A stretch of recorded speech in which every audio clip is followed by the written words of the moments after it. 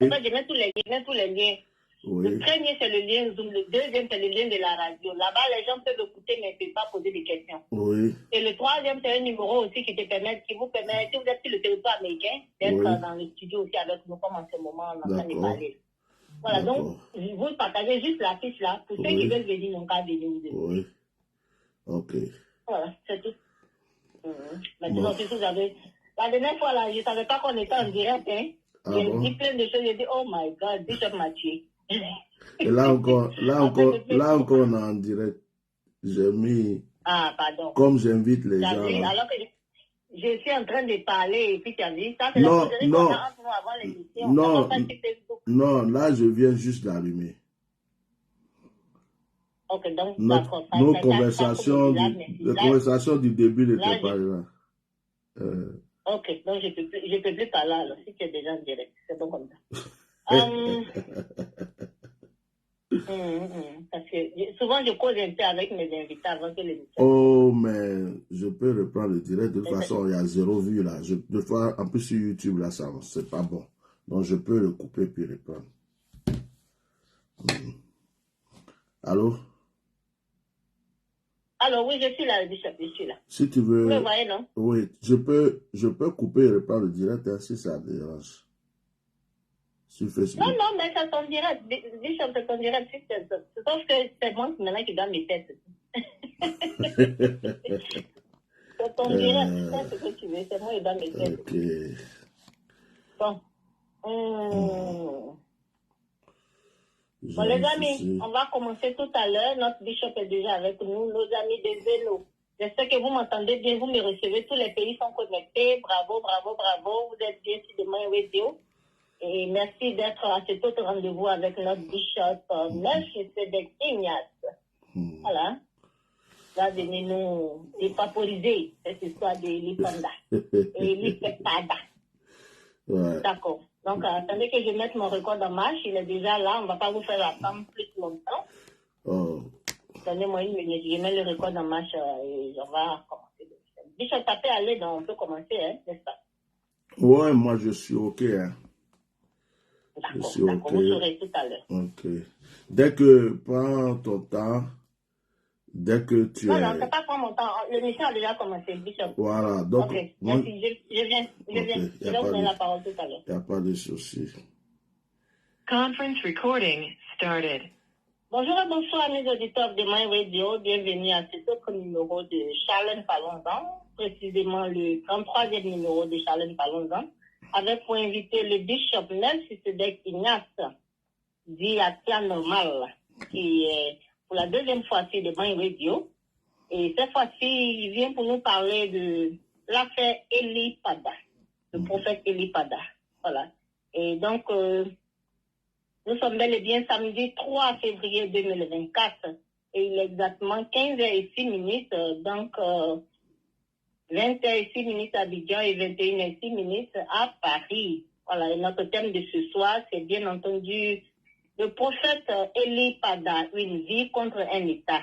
Nous avons pour inviter ce soir, pour élaborer ce thème, le Bishop Melchizedek Ignace, qui est aussi spiritualiste et à la fois analyste politique. Donc, nous allons l'écouter. Je suis bien entendu Charlène Mossou, la modératrice de cette émission. Bienvenue, les amis. Bishop, c'est pas votre première fois, donc n'empêche que je vais vous dire quand même la routine. Voilà comment va se dérouler votre émission. D'accord. Vous avez la lourde responsabilité d'exposer un temps soit peu sur votre thème. Vous pourrez le faire en quelques minutes. Oui. Ça peut être 5 minutes, 10 minutes, 8 minutes, 20 minutes, ça dépend de vous. On ne dépasse pas 20 minutes, hein. Ça dépend de vous. Et après votre exposé, nous allons vous poser des questions. Voilà, en fonction de ce que vous auriez dit dans votre exposé. Est-ce que ça peut aller, Bishop?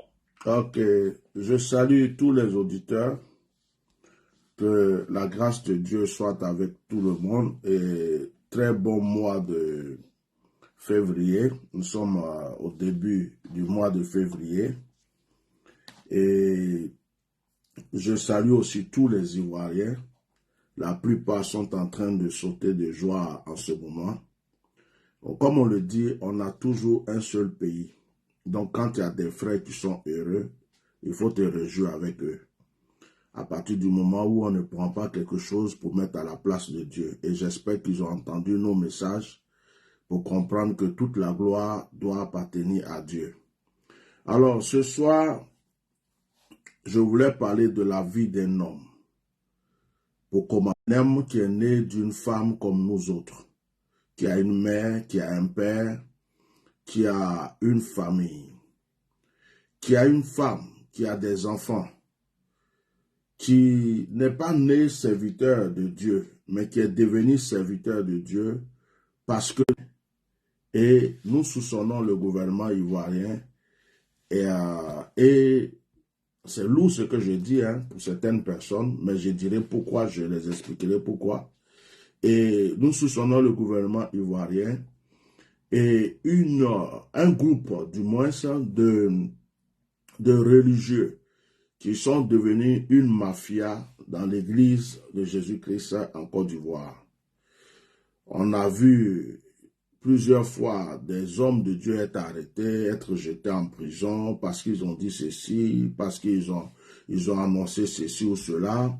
Et malheureusement, le prophète Eli Pada, malheureusement pour lui, mais heureusement pour les enfants de Dieu, le prophète Eli Pada a donné des révélations et des prophéties que les gens n'avaient pas envie d'entendre. Les gens n'avaient pas envie d'entendre et les gens le guettaient depuis fort longtemps. Moi-même, avant sa disparition, j'ai fait trois vidéos pour le prévenir. J'ai même demandé à ce qu'il m'appelle. Il m'a appelé un jour par humilité. Et il m'a écouté. Je lui avais même recommandé de quitter un peu ce pays pendant un moment parce que sa vie était en danger et que j'avais reçu du Seigneur que sa vie était en danger. Et donc, les gens le guettaient. Se demandait comment est-ce qu'il pouvait mettre la main sur lui. Et ce qui s'est passé, c'est que le 31 décembre, notre frère qui devrait faire une veillée avec son peuple, avec son église, a disparu. Il a disparu d'une manière miraculeuse. Alors, après, on l'a vu sortir dans une vidéo dans laquelle il disait qu'il était parti en retraite. Or, cet homme venait de faire 3 mois de retraite. Bon, comme je n'ai pas trop le temps, je ne donne pas les détails. Après, s'il y a des questions, je vais répondre. Et on voit cette vidéo dans laquelle nous examinons que ce n'est pas la personne que nous connaissons qui est en train de s'exprimer. Nous le voyons craintif. Nous voyons qu'il n'a pas ses habitudes. C'est pas la même personne. Alors, nous convenons qu'il était sous menace dans un lieu inconnu et que des gens l'obligeaient à dire certaines choses pour pouvoir se laver les mains. Donc, c'est dans ce combat que je suis parce que avant que cet événement n'arrive, Dieu m'avait déjà donné la possibilité de me connecter avec lui pour le prévenir. Et quand c'est arrivé, j'ai eu vraiment un fardeau au cœur, j'ai eu vraiment une douleur dans l'âme et je ne peux pas laisser la vie d'un être humain, de surcroît un serviteur de Dieu, être en danger de la sorte sans m'exprimer.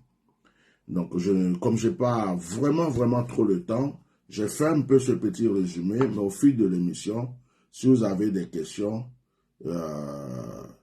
je pourrais vous répondre. Ça fait exactement 1 mois, 3 jours que ce frère a disparu. Et nous avons le gouvernement, malgré tous les tapages qui sont faits partout dans le monde entier, qui ne bouge pas d'un pouce. Nous avons une justice en Côte d'Ivoire qui ne fait aucune enquête. Nous avons eu même un médium qui est venu dire publiquement à la télé avant la disparition de notre frère que nous ne verrons plus jamais notre frère. Et ce monsieur avait même déjà fait une émission où il interpellait notre frère à venir le voir. Sinon, il serait en danger. Et comme par hasard, le frère disparaît, nous n'étions même pas encore au courant. Ce médium est allé s'asseoir à la télé pour dire à tout le monde qu'on ne verrait plus jamais notre frère. Mais aucune enquête n'est faite. Ce monsieur n'est pas interrogé.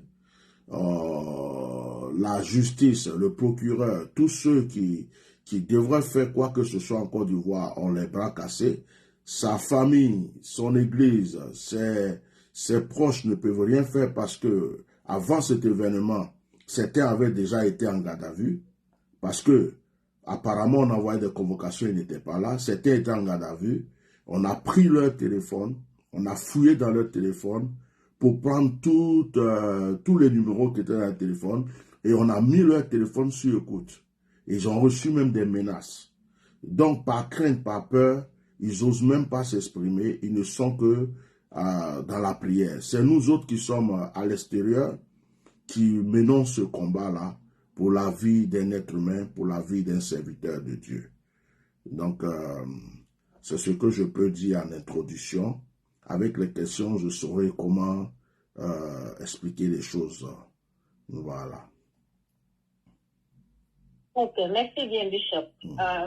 Donc, d'entrée de jeu, vous êtes là pour nous faire un petit point sur la disparition du frère Élie Pada. Oui. Et donc, vous avez fait votre résumé à votre manière, mais par rapport à ce qu'on a vu sur les réseaux sociaux, on a vu une vidéo qui était sortie où il était en train de dire qu'il va bien et que les gens n'ont qu'à se calmer. Il ne faut pas ils vont s'en faire, qu'il va bien. Mais malgré ça, après ça, on a vu aussi quelques cyberactivistes qui étaient en train de se désengager de cette lutte-là. On a vu aussi que celui-là même qui avait la parole parmi comment on appelle les clients d'une église? C'est fidèle.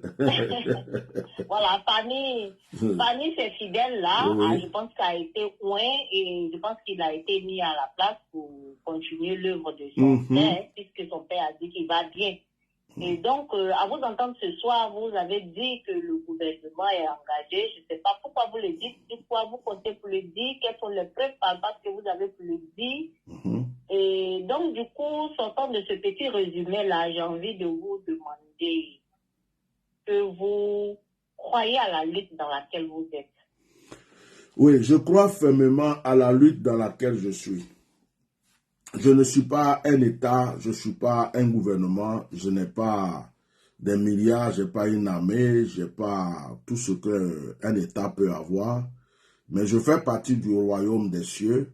Je compte sur l'Éternel et l'armée de Dieu.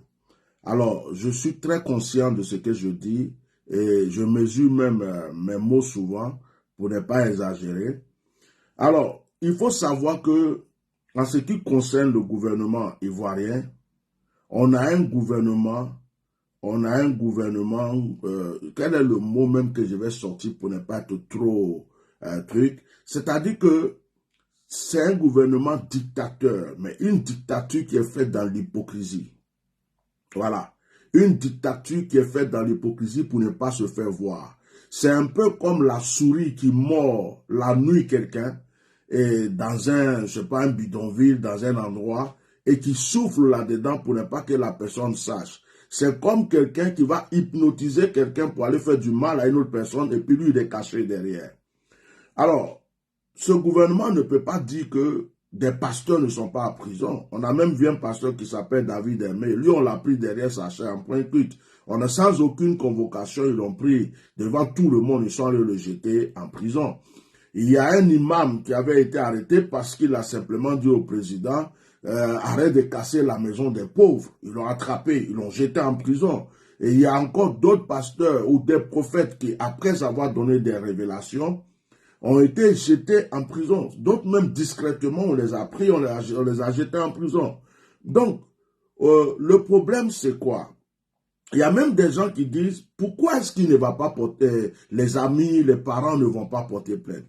Mais de vous à moi, est-ce que je peux aller porter plainte chez une personne dont je sais être l'auteur de la disparition de quelqu'un qui m'a déjà menacé? Si quelqu'un, je sais que la personne que je recherche est entre ses mains et que la personne m'a déjà menacé, la personne m'a déjà dit, méfie-toi, ne fais pas de bruit, je l'ai pris, mais je ferai ce que je veux avec lui et après, peut-être que tu le reverras. Mais si tu fais trop de bruit, alors sa vie est en danger, il risque de mourir et ça sera de ta faute et moi je me lave les mains. Est-ce que je vais avoir encore le courage de faire du tapage et d'aller vers cette personne pour lui dire je suis à la recherche de quelqu'un puisque je sais qu'il est entre ses mains. Donc déjà il faut que les gens sachent que si l'église ou la famille du prophète Eli Pada ne se lève pas pour faire des tapages, pour aller peut-être porter, genre ils sont allés porter plainte ici ou là, ou voir le procureur, c'est parce qu'ils savent tous qu'il est entre les mains de certaines personnes. Et que ces personnes-là sont les personnes chez qui ils seraient allés pour porter plainte ou pour parler de la disparition de leur fils ou de leur frère. Donc, dans ces conditions-là, ils préfèrent rester dans le calme et en douceur, chercher peut-être des solutions, interpeller des gens pour aller demander pardon par-ci, pardon par-là. C'est ce qui est fait dans les coulisses. C'est ce qui est fait dans les coulisses. On ne peut pas dire que les parents, la famille ou les gens qui le connaissent, qui l'aiment, qui sont dans le pays ne font rien. Ils font des choses. Il y a même des hommes de Dieu qui font des choses, mais ça ne se voit pas. Donc, ce que je veux dire, Eli Pada est sorti, d'accord, on dit qu'il est sorti, s'il a fait une vidéo, il a dit à son église de se calmer, mais est-ce que c'est le même Eli Pada? J'interpelle à tout le monde, tous ceux qui ont le discernement, de regarder cette vidéo et de comparer cette vidéo à toutes les vidéos que Eli Pada avait fait. Et j'interpelle tous ceux qui ne croient pas à ça, à chaque fois qu'Eli Pada est parti en jeûne quelque part, et qu'il est revenu, il sortait d'un jeûne, qu'il a fait une vidéo, quelle était son attitude? On a vu dans cette vidéo une personne épeurée. On a vu dans cette vidéo une personne qui regarde à gauche et à droite. Quand vous écoutez bien la vidéo, vous entendez comme s'il y a un bruit d'une âme qui est en train d'être chargée.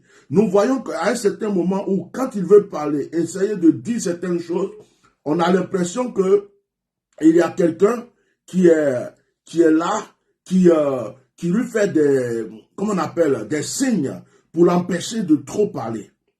Hein? Pour l'empêcher de trop parler. Et on a vu un Eli Pada qui était dans un environnement perdu.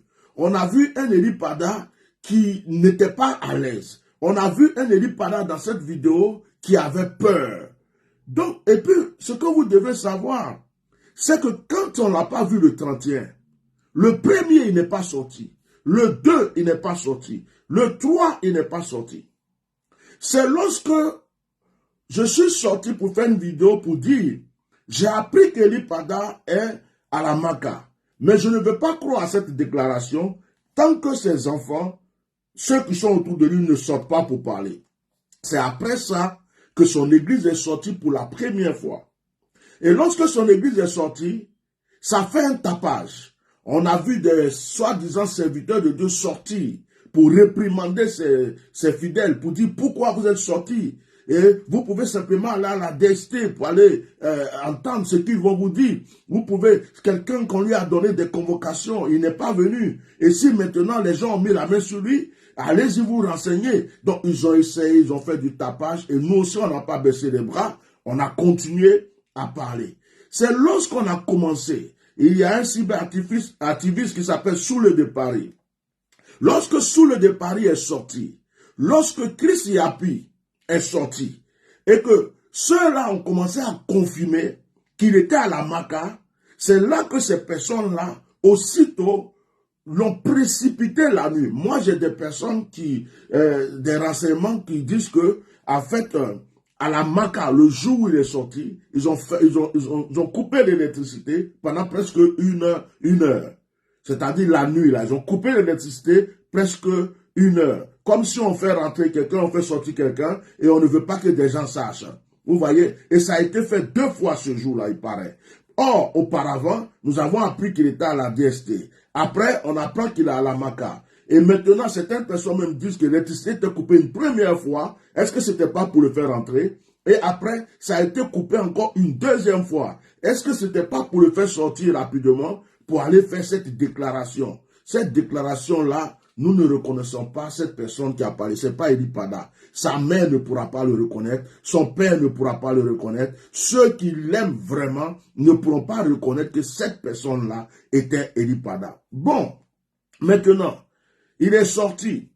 Apparemment, certaines personnes disent qu'il est sorti et qu'il a dit à tout le monde de se calmer. Ça fait quand même 1 mois, 3 jours que le monde entier est en train de se débattre.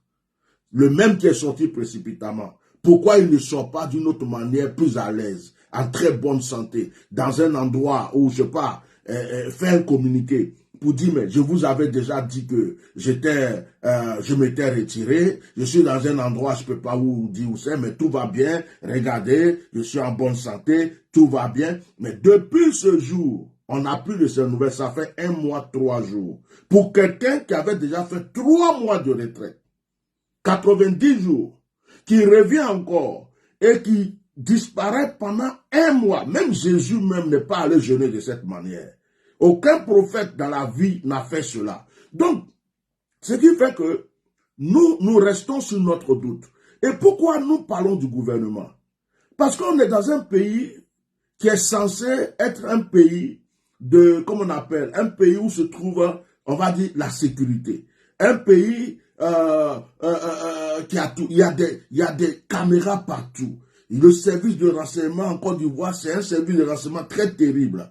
Comment est-ce qu'une personne aussi populaire peut disparaître de ce pays avec tout le tapage qui est fait et qui ne font rien? Pourquoi la justice n'a pas commencé à interroger les gens? Même, on pouvait même soupçonner certaines personnes proches de lui et puis commencer à faire des enquêtes auprès d'eux. Mais rien n'est fait. Rien n'est fait. Donc, on ne peut pas s'asseoir pour dire que le gouvernement n'a rien à voir là-dedans.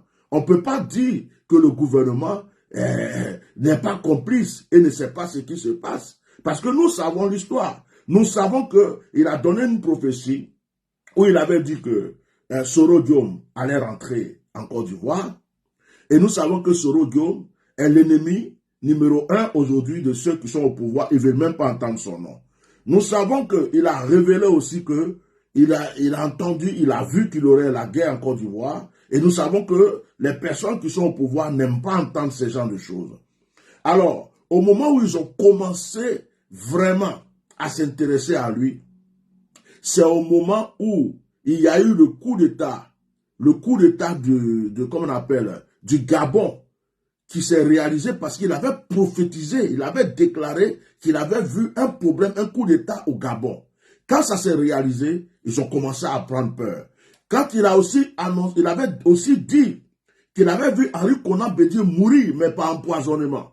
Et ça s'est accompli aussi. Ils ont commencé à prendre ces déclarations au sérieux et dire non, cet homme-là, il faut qu'on mette la main sur lui. Bon, si ce n'est pas le gouvernement qui nous dise toutes les convocations qu'ils ont envoyées après lui pendant qu'il était pendant 3 mois en retraite. Ils ont envoyé des convocations. Ils ont envoyé des délégations chercher pour voir s'il était là. Il n'était pas là. Ils ont convoqué tous les membres de son bureau à la DST. Ils les ont entendus. Ils les ont gardés toute une journée. Ils ont fouillé le téléphone de la secrétaire. Ils ont, comme si elle avait fait quelque chose de mal. Ils sont même allés chercher des gens dans leur lieu de travail, comme s'ils avaient volé. Ils les ont pris de force pour les ramener à la DST, pour aller leur poser des questions. C'est parce qu'on ne dit pas tout. C'est parce qu'on est sur les réseaux sociaux, nous on prie que notre frère soit vivant, sinon on est au courant de beaucoup de choses qu'ils ont fait avant que le frère ne disparaisse. On est au courant de beaucoup de choses. Donc, ils sont passés plusieurs fois. Ils ont laissé des convocations, ils n'étaient pas là. Ils ont interpellé les gens qui étaient autour de lui. Ils ont fouillé dans leur téléphone. Ils les ont mis en garde à vue. Ils les ont dit qu'ils veulent l'entendre. Parce que apparemment, il est en train je sais pas, de faire quoi contre la sûreté de l'État. Vous voyez, ils ont fait tout ça. Et aujourd'hui, la personne n'est pas là. La personne sort dans une vidéo et la personne dit que ma vie est menacée. Et la partie qui dérange un peu, la personne dit, le gouvernement ne m'a jamais poursuivi, le gouvernement ne m'a jamais donné de convocation. Oh, mais nous savons que c'est faux. Parce qu'avant ça, lui-même l'a dit.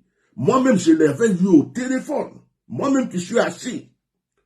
Et j'avais appris déjà avant qu'il disparaisse que la DST le poursuivait. Et en plus, il y a un pasteur qui est sorti, il s'appelle Ba Jonathan, avec Makoso Camille. Ils ont dit publiquement dans leur direct qu'il était, c'est-à-dire que la DST le poursuivait. La DST, c'est-à-dire qu'il y avait des enquêtes. Et ils sont sortis pour confirmer ça. Moi, Jonathan est sorti pour confirmer ça. Vous voyez. Donc, aujourd'hui, là, on peut m'attraper. Je peux être entre les mains des terroristes, des détracteurs ou des gens qui veulent une rançon. Ils me mettent quelque part, ils me font faire une vidéo et puis ils me disent, on écrit ça, dis ceci. Ou bien, ils me disent, voilà les choses que tu vas le dire. Quand Eli Pada est sorti, qu'est-ce qu'il a dit? Regardez la vidéo, il a répété au moins 3 fois, 4 fois, 5 fois. Je ne suis pas entre les mains du gouvernement. Ils n'ont rien à voir avec ma chose. C'est moi-même qui me suis déplacé. Comme si c'est ce qu'on lui avait dit dans le dire. Une histoire, une manière de se laver les mains. Donc nous trouvons que cette vidéo-là, elle est nulle et sans effet. C'est pas notre Eli Pada qu'on connaît qui est sorti. C'est sous contrainte. C'est sous contrainte. Et nous, voilà. D'accord. D'accord, Bishop. Je suis obligé de vous interrompre. Oui. Excusez-moi. Oui, parce que là, je me suis lancé là. Voilà. Ouais. Donc, étant donné que vous avez tous ces éléments-là qui disent que vous avez toutes les réponses, vous dites que sa sortie est nulle non avenue. Oui. Et aussi que vous impliquez le gouvernement parce que le gouvernement ne fait rien pour qu'on retrouve le frère. Aussi, l'armée s'est rendue chez lui à plusieurs reprises. C'est ça. Pour le fouiller. Donc, ce sont ces indices-là, quand vous rassemblez, vous dites que le gouvernement a plus ou moins la main dedans. Bon, maintenant, moi, je vous pose la question. C'est quoi le lien entre la vie de M. Eli Pada et l'État de Côte d'Ivoire? Puisque votre thème dit, Eli Pada, le prophète Eli Pada, une vie contre l'État. C'est quoi le rapport? Ok. Bon, le rapport, le rapport n'est pas compliqué. Aujourd'hui, en Côte d'Ivoire, il ne faut pas être un voyant ou un prophète, ou il ne faut même pas faire un rêve. Il ne faut même pas faire un rêve qui est contre ceux qui sont au pouvoir. Si tu dors simplement et que tu vois le gouvernement dans un problème, ou que tu vois qu'il y a un problème qui arrive en Côte d'Ivoire, mieux vaut garder ce rêve-là pour toi. Même si dans ton rêve, on t'a dit d'aller dire ça en public, fais attention, ne le dis pas, parce que tu vas en prison ou tu auras vraiment des problèmes. Alors, qu'est-ce que sa vie a à voir avec le gouvernement? Je vais vous... Non, l'État de Côte d'Ivoire. L'État de Côte d'Ivoire. Je vais dire une chose.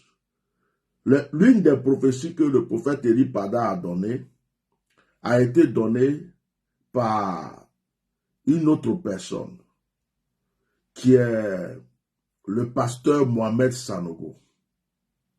Mais il est là, tout va bien, il continue sa vie, il n'y a pas de problème. Il n'y a pas de problème. Mais le problème avec le prophète Eli Pada, c'est que dans son attitude, dans son comportement, dans sa manière de prophétiser, les gens se disent, je suis bien placé pour le dire parce que moi-même on le dit, quand je parle de Soro, on dit je suis soroïste. Quand je dis par exemple que Soro, j'ai vu ceci, cela, tout le monde me traite de soroïste. Le jour où je vais venir dire que j'ai vu Alassane Dramane Ouattara être président pendant 40 ans, tout le monde va venir m'applaudir, hein, ça c'est sûr. Mais si je viens dire que j'ai vu Soro Diom devenir président, je deviens automatiquement ennemi de l'État. Et c'est comme ça, c'est cette psychose-là, c'est ce problème qui est là aujourd'hui. La liberté d'expression n'existe pas. Regardez, dans un pays développé comme les États-Unis, la France et tout, même dans un village, si une petite fille disparaît dans un quartier, dans un village, même deux fois même un chien ou un chat, vous allez voir qu'il y a des communiqués à la télévision, à la radio, il y a des recherches partout. Un simple citoyen même qui n'est même pas connu, il suffit qu'on entende qu'il a disparu, mais il y a des recherches partout, des communiqués partout. Bon, on ne peut pas venir me dire aujourd'hui que le gouvernement n'a rien à voir, alors que ça fait 1 mois et quelques que nous sommes en train de crier, de parler, ils ne bougent même pas 1%. Donc, le rapport entre eux et Ely Pada, c'est qu'Ely Pada les dérangeait, et il ne dérangeait pas seulement l'État, il dérangeait aussi certains religieux qui sont devenus comme une mafia, qui prennent le nom de Jésus pour faire du business, hein, pour faire du business et qui mangent avec l'État. Donc, si quelque chose arrive à cet État-là, à ce gouvernement, c'est à eux aussi que ça arrive. Il y a une vidéo du prophète Ely Pada que si vous fouillez sur YouTube, vous allez trouver. Il avait révélé quelque chose. Il avait révélé que il a eu la visite du président de la République d'une manière divine quand il était sur une montagne en train de jeûner. Il a dit le chef de cette nation. Et spirituellement, quand il regarde la vidéo, il dit que spirituellement, il s'est battu avec cet homme. Vous suivez un peu vous comprenez un peu comment le problème est dangereux. C'est-à-dire que spirituellement, Ely Pada a déclaré qu'il s'est affronté avec le chef de cet État parce que ses prières et ses déclarations dérangeaient. Donc, cette vidéo est encore là sur YouTube. Bon, quelqu'un, si c'est peut-être un sorcier, un mystique, qui est venu déjà m'affronter spirituellement, peut-être qu'il peut sortir de son corps, il peut faire des incantations, et puis, spirituellement, je me suis déjà affronté avec lui parce qu'il a voulu venir me fermer la bouche. Spirituellement, il n'a pas pu. Mais ce qu'il peut faire physiquement, avec son pouvoir, il va le faire. La vidéo est encore là. Et cette vidéo-là est un témoignage pour dire que cette personne d'Ely Pada les dérangeait. Vous savez, il y a prophète et puis prophète. Il y a pasteur et puis pasteur. Ce n'est pas tous ceux qui ont le nom de pasteur ou de prophète qui sont. Il y a des gens, leur prière peut déranger un village, une ville, un pays tout entier. Moi qui vous parle, j'avais déménagé dans une ville, mais j'étais détesté par le maire de la ville, j'étais détesté par le préfet, j'étais détesté par les habitants. Et quand je priais, je me suis rendu compte que toutes ces personnes étaient dans la franc-maçonnerie. Jusqu'à ce que je suis sorti dans le journal officiel de la ville. Ils ont marqué comme titre « Le pasteur mystérieux ».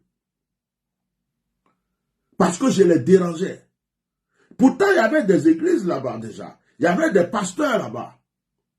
Mais lorsque je suis arrivé, ma manière de prier et les choses qui se passaient, je faisais des délivrances. Il y avait des choses très extraordinaires, des guérisons.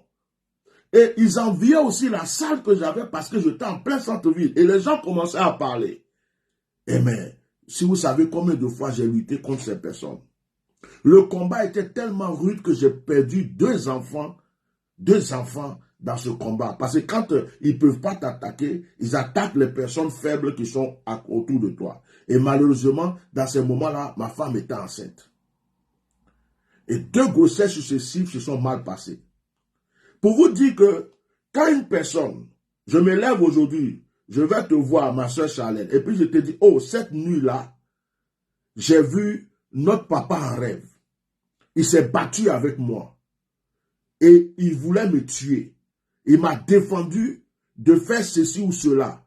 Mais il n'a pas gagné. Je l'ai tapé tellement fort. Et c'est après ça qu'on a appris que papa était malade.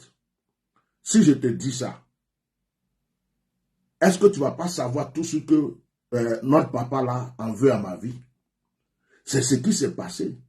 Et dans la vidéo d'Ely Pada, il a même bien précisé que c'était juste après cette action spirituelle-là, où ils sont venus l'attaquer, et qu'il s'est défendu que la personne est tombée, qu'on a appris juste le lendemain que le chef d'État était malade, et qu'il s'est rendu, je ne sais pas où, pour aller se faire soigner. Il avait pris un coup sur le plan spirituel. Bon, je peux être bien placé aujourd'hui pour dire que il y a un problème, parce que ce n'est pas tous les pasteurs, tous les prophètes qui prient en Côte d'Ivoire qui dérangent. Hein. La plupart sont actuellement dans des maquis, dans des bars, dans des boîtes de nuit. D'autres même là sont en alliance avec des féticheurs, des mystiques. D'autres aussi sont dans la franc-maçonnerie déjà. D'autres mangent avec le gouvernement, donc ils font ce qu'on leur dit. Mais quand une personne est différente et que la personne est en train de faire quelque chose qui dérange, surtout que ces personnes veulent rester au pouvoir, et quelqu'un vient aujourd'hui pour prier, et la personne vient révéler que Dieu m'a montré que vous ne serez plus là. Dieu m'a montré que vous allez mourir. Dieu m'a montré que... il s'énerve, il se dit, mais celui-là, on dirait qu'il veut notre pète. À partir de ce moment, cette personne devient leur ennemi numéro 1. Sinon, il y avait beaucoup de prophètes, il y a beaucoup de prophètes en Côte d'Ivoire. Pourquoi la DST n'envoie pas de convocation ou ceci? C'est parce que les dits, la vie de prière et la position spirituelle d'Eli Pada les dérangeaient. Moi qui vous parle, je dérange, c'est pareil. En faisant cette émission, j'ai mis mon Facebook, je l'ai allumé. D'habitude, je suis à des centaines de vues. Mais je vous apprends une chose parce que vous ne voyez pas actuellement le direct. Dès qu'on a commencé à parler, mon direct s'est bloqué. Et quand le direct s'est bloqué, il y avait déjà presque 100 vues. Quand le direct s'est bloqué, on est retombé à 41 vues. Ça veut dire quoi? Depuis que j'annonce que je vais parler aujourd'hui, ils se sont préparés avec des gens, des cyberactivistes, des gens pour dire empêchez-le de parler. Parce que ma bouche fait peur. Et quand ta bouche fait peur, quand tu arrives à voir des choses qui se réalisent, ces personnes-là sont toujours là pour... Donc, ils sont sur cette émission actuellement. Ils sont en train d'écouter pour savoir qu'est-ce que je vais dire. Ils ont voulu même supprimer le direct. Ils n'ont pas pu. L'émission continue toujours. Le direct est là, même si les vues ont baissé. Mais ça continue. Mais ils sont là, ils entendent, ils écoutent. Voilà. D'accord, Bishop. Merci bien pour cette explication vraiment très explicite. Hein? L'autre question que je voulais vous demander. Oui. Parce que la question serait un peu indiscrète. Parce que je vous ai suivi un peu quand cette histoire de l'IPADA a commencé. Oui. Je me souviens que quand on n'était pas sûr qu'il était enlevé, mais qu'il n'a pas pu venir à son programme du 31 décembre, je me souviens avoir vu l'une de vos vidéos où vous étiez en train de vous exprimer et vous disiez que comment dire, vous étiez en train de plus ou moins vous adresser aux membres de son église. Oui. Et vous étiez en train de dire dans votre direct que lui ne va pas utiliser sa bouche pour dire qu'il ne va pas venir. Il va vous dire de venir, mais lui, c'est ce qu'il fait, qu'après, il était dans un coin, mais après, il va réapparaître, parce qu'il fait qu'on le guette, donc il ne va pas venir là-bas, et puis ils vont l'attraper pour partir. Je me souviens que vous avez fait une direct comme ça, et vous avez dit ça. Est-ce que vous êtes d'accord avec moi, d'abord, avant que je ne continue? Il ne faut pas que je raconte de n'importe quoi. Non, je suis d'accord. Je me rappelle très bien de ce direct. D'accord. Et donc, c'est après, c'est-à-dire vous avez dit beaucoup de choses dans ce direct-là. Et du coup, la sortie de l'IPADA a ressemblé un peu à tout ce que vous avez dit dans votre direct-là. C'est ça. Je me suis dit, mais attends, est-ce que le bishop sait que lui-même il tourne, il écrit les films pour se poser et puis les gens tournent ça pour lui? Parce que la façon dont l'IPADA est sorti en train de parler là, quand il est en retraite, c'est vrai, il devait venir, mais il n'a pas pu venir. Tout ça, vous avez dit dans votre direct, comme si vous étiez en train de consoler ses enfants, les enfants de son église. Et quand ils sortent, ce sont les mêmes choses qu'il dit. Je suis en train de me demander là maintenant, la question que je vais vous poser. Est-ce que c'est pas parce que quand vous sortez et puis vous dites beaucoup de choses, les gens ils puissent dedans et puis ils tournent le film et puis ils donnent à la population et puis les gens écoutent. Parce que par moment, on essaie de te noyer dans ta propre eau. Donc, du coup, moi, je me suis dit, mais attends, est-ce que le prophète, est-ce que le bishop n'a pas parlé un peu trop vite et fort? C'est la question que je me suis posée. Est-ce que vous ne pensez pas que souvent, vous-même, vous prêtez le flanc aussi? Ce côté-là, le Seigneur même m'a dit de faire maintenant attention. C'est pas pour, je n'ai pas encore répondu à votre question, hein. Mais, si vous avez remarqué, quand je donne même des révélations des prophéties aujourd'hui, ou j'évite de donner trop de détails. À un moment où je menais vraiment une lutte à fond, ce qui m'est arrivé un jour, je vais vous expliquer ça, où le Seigneur a commencé à me faire comprendre de savoir dire les choses. C'était le jour où j'étais là et puis j'avais vu le chef d'État tomber. J'étais en France ici, mes yeux se sont ouverts, je l'ai vu tomber. C'est comme si j'étais allé, je le voyais dans un cimetière. C'était comme si c'était à Williamsville, il était avec des gens. Je crois qu'il était allé honorer le cimetière de sa maman. Et puis, mes yeux se sont ouverts comme ça, je l'ai vu tomber. Et je l'ai vu tomber, c'était très grave. Et là, c'était vraiment comme s'il allait, cette fois-ci, il allait mourir.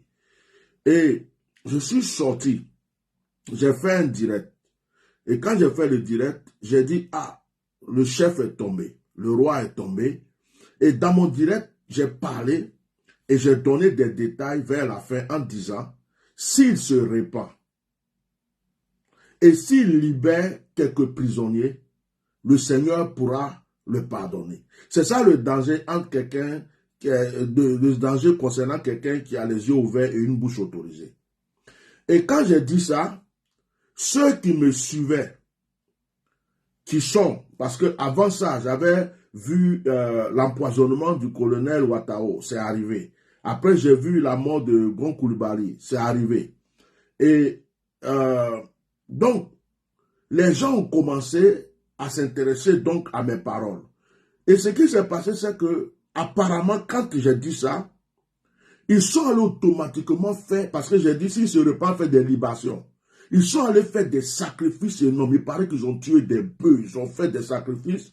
Et dans le même moment, on a appris qu'il a libéré quelques prisonniers. Et après, on a appris que le roi, le chef allait bien, tout se passait bien. Même certaines personnes sont venues dire, mais tu es un faux prophète, tu as dit qu'il va mourir, il est encore là, tu as dit que ceci. Or, les gens ont fait quelque chose pour pouvoir rattraper. Bon, je fais une parenthèse. Dans ces conditions-là, c'est moi qui l'ai sauvé.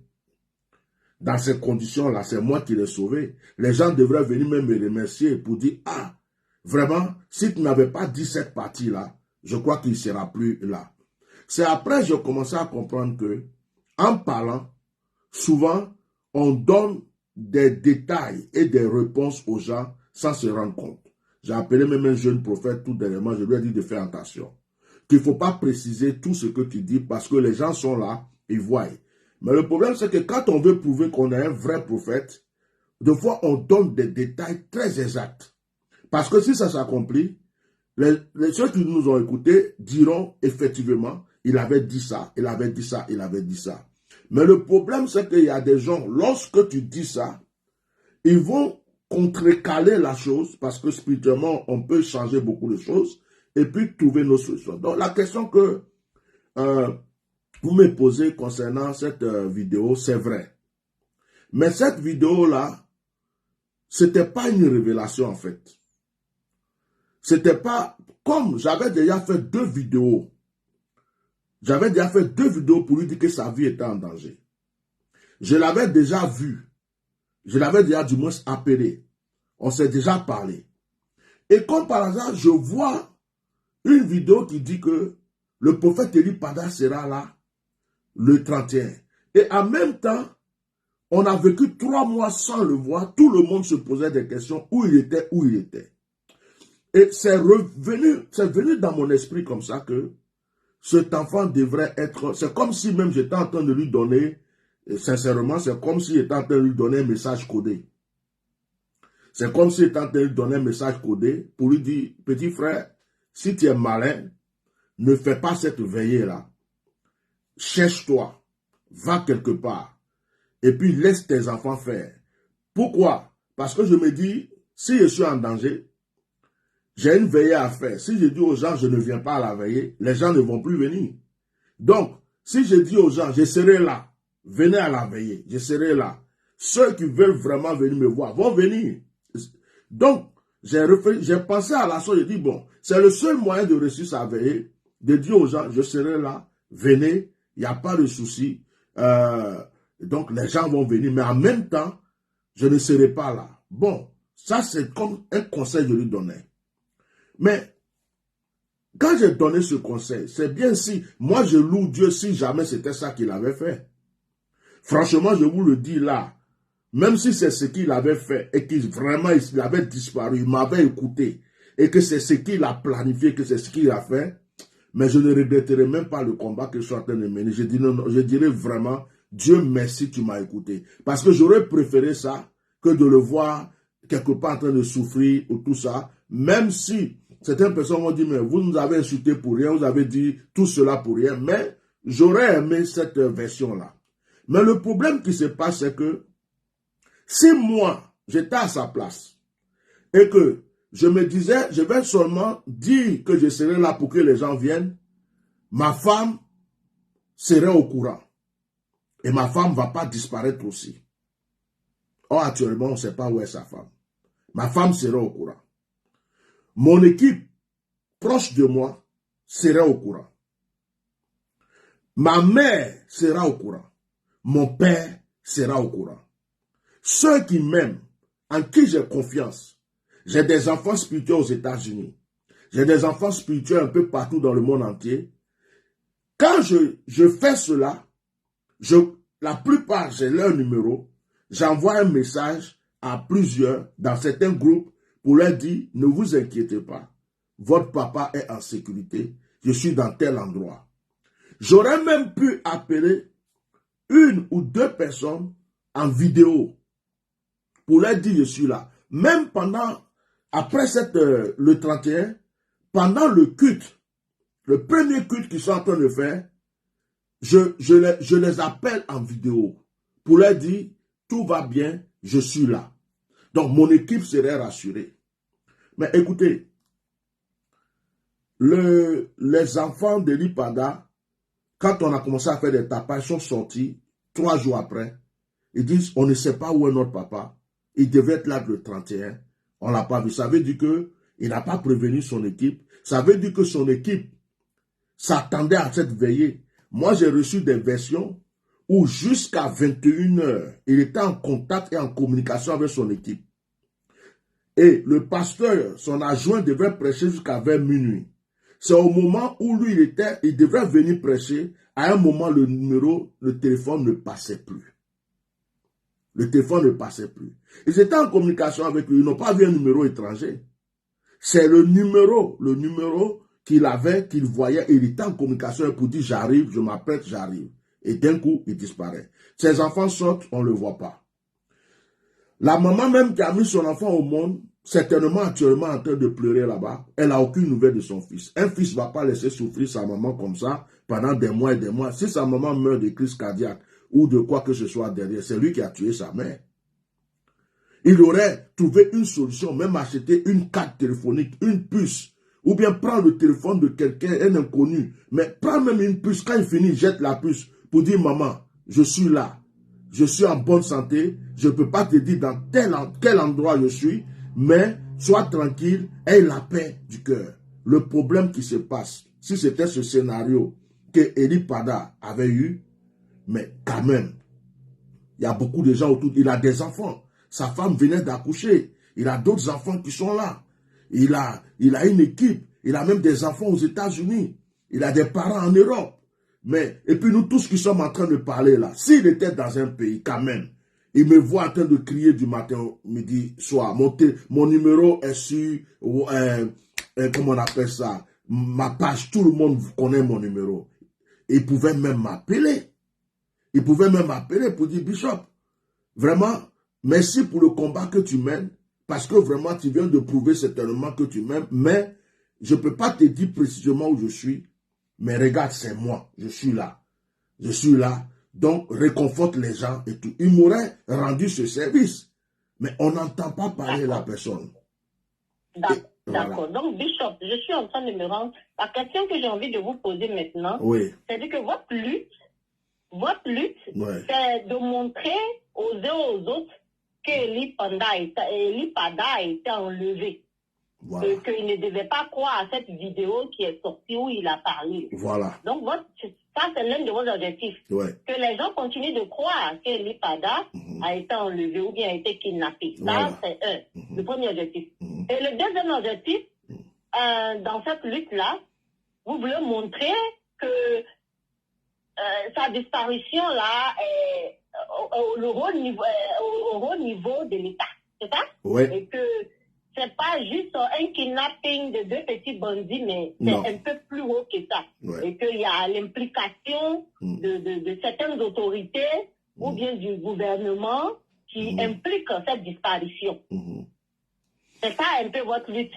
Oui. Et aussi, là maintenant, j'ai envie de vous demander. On a vu ici le cas de Peter 007. Je fais partie de ceux-là qui croyaient que oui, effectivement, Peter 007 est décédé. Moi, j'ai cru à ça quand on a dit qu'il est mort.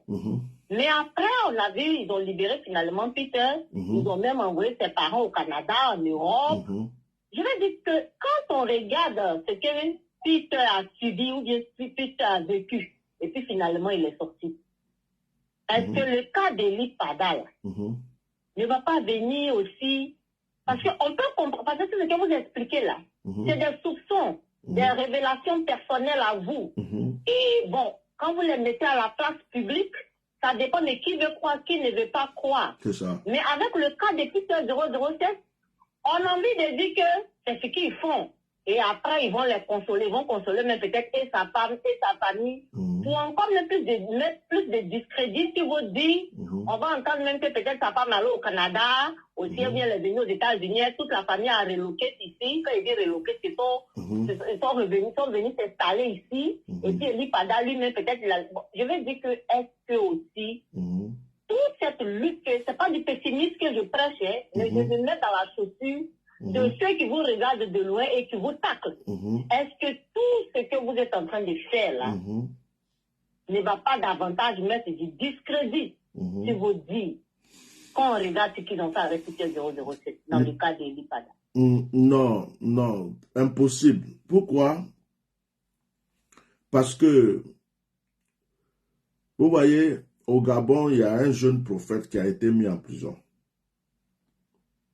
Dans les mêmes conditions, mais lui, on savait qu'il avait arrêté. Et je ne sais même pas pourquoi, parce que j'étais pas, cette affaire, je n'ai pas suivi. Mais il a été mis en prison. Et comme vous le dites, quand ce jeune prophète est sorti, on a remarqué que ses prophéties ne sont plus pareilles. Il a changé. Il est devenu comme quelqu'un à qui on a donné une ligne de conduite. Il parle plus comme avant. Il ne révèle plus comme avant. Il s'est assagi.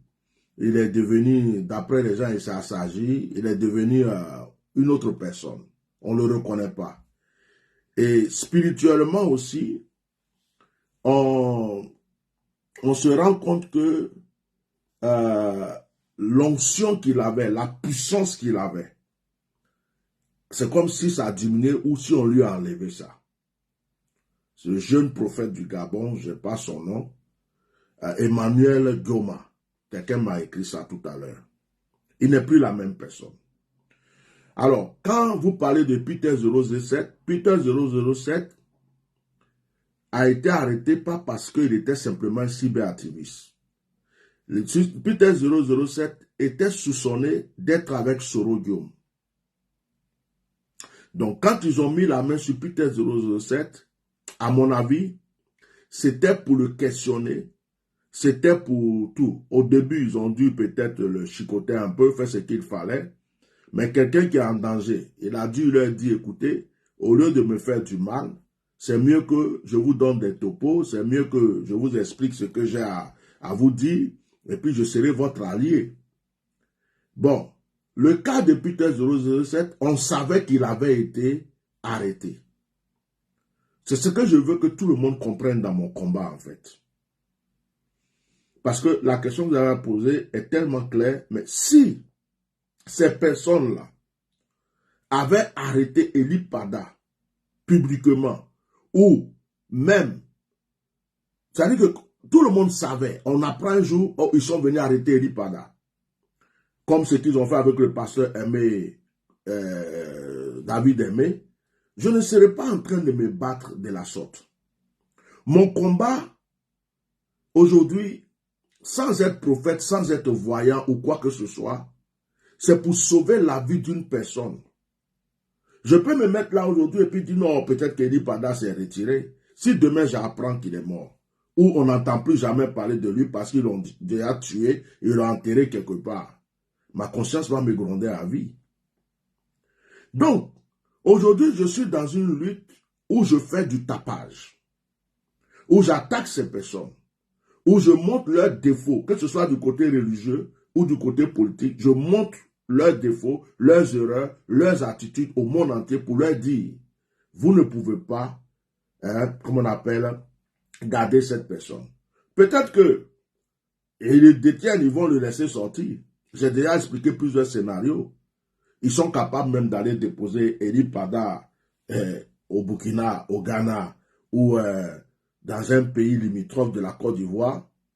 Ely Pada, ils vont lui donner des consignes pour lui dire, écoute, on te laisse partir, mais quand tu vas, on ne veut pas entendre parler, on ne veut pas. Ta famille sera en danger, tes enfants, tout ce qu'il faut, peuvent le menacer pour lui dire, où tu vas, tu dis, comme tu l'as dit la première fois que tu t'es retiré pour aller jeûner. Mais moi, s'il sort d'une frontière, de la montagne ou de n'importe où, avec cette version, je dirais, alléluia, il a envie. Ma lutte s'arrête là, il a envie. Maintenant, si ils ne sont pas de la sorte et qu'ils viennent d'une autre manière, ou bien on entend demain que Ely Pada se trouve dans tel pays. Bon, je dirais aussi gloire à Dieu, alléluia. Mais tout est possible. Peter 007, quelqu'un qui a été en prison, qui a perdu presque tout ce qu'il avait, sa femme était là, d'un coup, il se retrouve ici, on l'amène là, sa maman, ses parents, il ferme sa bouche. Est-ce que quand vous voyez Peter 007, vous le reconnaissez aujourd'hui? Ça ressemble à quelqu'un à qui on a fermé la bouche. Maintenant, si Ely Pada demain sort de nulle part, d'un endroit quelconque, et qu'on ne l'entend plus parler, et que ce n'est plus le même Ely Pada qu'on connaissait, là, c'est lui-même Ely Pada qui va maintenant affronter ce problème avec son public, avec le peuple qui le suivait, avec les gens qui ont cru en lui. Ça ne me concerne plus. Je ne serai jamais son avocat à vie. Mais pour le moment, je suis en train de lutter pour la vie d'une personne. Et écoutez, les enfants d'Ely Pada, son peuple là, regardez, il y a une chose que vous devez comprendre. Quand Ely Pada est sorti pour dire que tout va bien, il allait en retraite, ils sont ressortis dans leur église pour dire que leur papa va bien, que tout le monde se tranquillise. Du coup, les autres cyberactivistes sont sortis, ils ont baissé les bras, ils n'ont pas été contents, ils ont laissé tomber la lutte. Mais les mêmes enfants d'Ely Pada demandent aux gens de prier pour la vie de leur papa, que leur papa est en danger. Vous voyez? Les mêmes personnes qui disent que tout va bien, qui s'est retiré, donc on reste tranquille, les mêmes personnes font des veillées de prière et interpellent les gens à prier pour la vie de leur papa qui est en danger. Deuxième chose, il y a une personne qui est sortie qui prétend être son père spirituel. Cette personne vient nous dire que quand la CAN va finir, ils vont se rassembler pour aller voir les autorités, pour leur demander pardon. Bon, la question c'est, pourquoi aller demander pardon aux autorités? Si la personne dont nous parlons n'est pas entre leurs mains, nous avons vu qu'ils ne font rien, ils ne font aucun tapage, ils ne font rien, ils ne font aucune recherche, et puis vous allez leur demander pardon, pourquoi? Ce pardon-là va servir à quoi? Ça prouve que la personne est entre leurs mains. Un autre pasteur, qui est le porte-parole de certains pasteurs, qui est en contact avec le gouvernement, a aussi dit que après, ils vont trouver une solution pour aller voir le gouvernement. Quelqu'un a fait une vidéo, il n'y a même pas longtemps, pour nous dire encore, Ely Pada va bien, il est en bonne santé, et il est quelque part, il n'a pas dit le lieu, il dit, mais il y a des autorités qui sont en train de pourparler, de faire des démarches pour que nous le revoions, que dans peu de temps, bientôt, nous allons le voir. Ce qui prouve que Beaucoup de personnes sont au courant de ça. Et beaucoup de personnes savent où il est, dans quelles conditions il est. Il y a des pourparlers en dessous. Vous voyez, il y a des choses que moi je sais que je ne dirai pas dans cette émission. Il y a des choses que je sais. Donc, des choses même qui réconfortent mon combat. Sur le plan juridique, sur le plan plein de choses. Mais j'attends le temps, j'attends le moment. Pour que, ça dit que, pour que ces choses-là peut-être puissent sortir un jour. Donc, ça dépend. Peut-être qu'ils vont le libérer. Mais ma soeur, franchement, au point où je suis aujourd'hui, moi-même, quand que vous voyez là, je suis fatigué. Je suis fatigué. Donc, si je me lève demain et j'apprends que Eli Pada a quitté la fontaine du Ghana et que c'est là-bas il allait faire une retraite et qu'il est rentré chez lui, je dis gloire à Dieu, alléluia, Seigneur, enfin, on l'a vu vivant. Si j'apprends qu'Eli Pada est en France ou aux États-Unis avec sa femme et ses enfants, je dis gloire à Dieu, alléluia, Seigneur, ma part est finie dans ce combat. Si Eli Pada sort, il vient, et il vient répéter encore que le gouvernement ne m'a rien fait, et ceci, c'est moi-même qui ai ceci, cela, je dis gloire à Dieu, alléluia. Mais pour le moment, tout ce que je vois comme scénario autour de cette affaire, tout ce que je vois comme scénario, celui qui est venu prier pour le fils d'Eli Pada à l'église, le dimanche après sa disparition, cette personne-là, le 31 décembre, a présenté un cadeau que le président de la République lui a donné pour le féliciter. Bon, lui, il est qui? Il est le seul pasteur en Côte d'Ivoire et on lui donne un cadeau. Le président de la République vient lui donner un cadeau main en main pour le féliciter. Et c'est celui-là qui monte sur l'autel d'Eli Pada et qui va prier pour le fils d'Eli Pada et qui lui dit désormais, tu portes le manteau de ton père.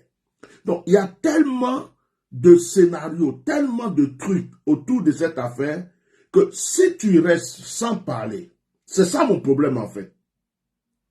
Comme tout le monde, ça m'arrive de fois de me dire, bon, tu as déjà assez fait, c'est bon. Mais le problème c'est que si tu restes sans parler dans cette affaire, avant de voir la vérité, et que demain, tu apprends que quelqu'un est mort, parce que tu as préféré te taire, moi je ne peux pas supporter ça sur ma conscience. Je préfère même qu'on m'insulte demain. Je préfère qu'on me montre du doigt. Je préfère même que Eli Pada même apparaisse et qu'il soit ingrat peut-être envers moi pour me dire, est-ce que je t'ai demandé de faire ça? Est-ce que je préfère même qu'on m'insulte que de rester là sans rien dire, sans rien faire, alors que je sens des choses, je vois des choses, je vois des scénarios, et puis je n'agis pas. C'est pas bon pour moi. Ma conscience ne supporterait pas. Suite à ce que vous avez dit, je vois aussi une autre inquiétude vous concernant. Oui. Vous n'êtes pas aussi vraiment sûr qu'il soit toujours en vie. C'est ça? Oh, ça, en toute sincérité, pour cette question, je dis, en tant qu'humain, il m'est arrivé un moment d'y penser. À cause de deux choses ou trois choses. Il m'est arrivé d'y penser. Mais la Bible dit que c'est Dieu qui nous donne la force pour tout. Donc le Dieu qui me met dans une situation ne peut pas me laisser comme ça sans me révéler la réalité. Donc vous voyez, la première situation, c'est la vidéo où il était sorti. Cette vidéo m'a beaucoup fait peur. Et cette vidéo, je l'ai appelée la vidéo de la vie ou la mort. Pourquoi? Parce que cette vidéo, pour moi, ressemble à quelqu'un qu'on veut tuer et on lui dit parle. Quand tu finis, on va faire notre travail. Parce que quand tu vois la vidéo, tu vois même que dès qu'il a fini, il n'a même pas cherché à s'approcher de son téléphone. Pour quelqu'un qui dit que c'est avec son téléphone qu'il parle, il n'a même pas cherché. C'est comme s'il disait, il regardait d'une manière, il faisait un geste pour dire, bon, j'ai fini, est-ce que je peux partir? Regardez la fin de la vidéo. Ça ressemble à quelqu'un qui est perdu, qui dit, bon, j'ai fini, est-ce que je peux m'en aller maintenant? Ou bien, bon, faites votre travail. Ce côté-là, quand j'ai vu ça, je me dis, ah, est-ce qu'ils n'ont pas fait cette vidéo d'avance pour tuer l'enfant là? Et puis, au moment où on est en train de parler, ils sortent cette vidéo-là pour nous dire qu'ils ne sont pas, ils sont pas dedans. Et pourquoi j'ai pensé ça? Je me dis, mais depuis qu'on est en train de parler là, il est sorti une fois. Juste, il est sorti 2-3 jours après qu'on a commencé à parler. Mais pourquoi il ne ressort plus? Puisqu'il a eu un téléphone pour nous dire que tout va bien. Et qu'il est quelque part. Et on continue de parler. Tout le monde est inquiet. Même son église continue de prier. Tout le monde entier. Les gens même parlent de lui partout. Pourquoi la même personne là ne soit pas? Donc la partie là, humainement, je me suis dit, ah Seigneur, est-ce qu'ils n'ont pas tué le jeune homme là? Est-ce que ce n'est pas après l'avoir tué? C'est-à-dire, ils avaient fait la vidéo avant pour mettre ça en sécurité, après l'avoir, et puis après ils l'ont éliminé. Ou est-ce que quand il a fini cette vidéo-là, ils se sont dit, bon, maintenant, nous, on s'est lavé les mains, personne ne dira que c'est nous, et qu'ils n'ont pas éliminé en même temps, pour ne pas que ils aient les mains mouillées dans cette affaire. Ce côté m'a beaucoup travaillé. Et quand ça m'a travaillé en ce moment, je ne passais mon temps que de prier. Et la deuxième partie qui a fait que j'ai failli, j'ai pensé à ça aussi, c'est que j'avais fait un songe où je voyais quelqu'un dans un endroit et la personne était dans un endroit neutre, comme genre un désert. Mais la personne ne parlait pas, il souffrait, il voulait parler, il ne peut pas parler. Et pour moi, je me demandais, est-ce que c'était physiquement lui que je voyais ou c'était son âme que Dieu me présentait? Après, quand je me suis mis vraiment à prier, pour que Dieu me dise si notre frère en vie ou pas, le Seigneur ne m'a jamais dit qu'il est mort. Sauf si le Seigneur me cache ça pour que je continue ce combat à cause de quelque chose, mais il ne m'a jamais montré qu'il est mort. Il y a d'autres prophètes qui prient aussi, d'autres personnes qui prient, qui confirment qu'il est vivant.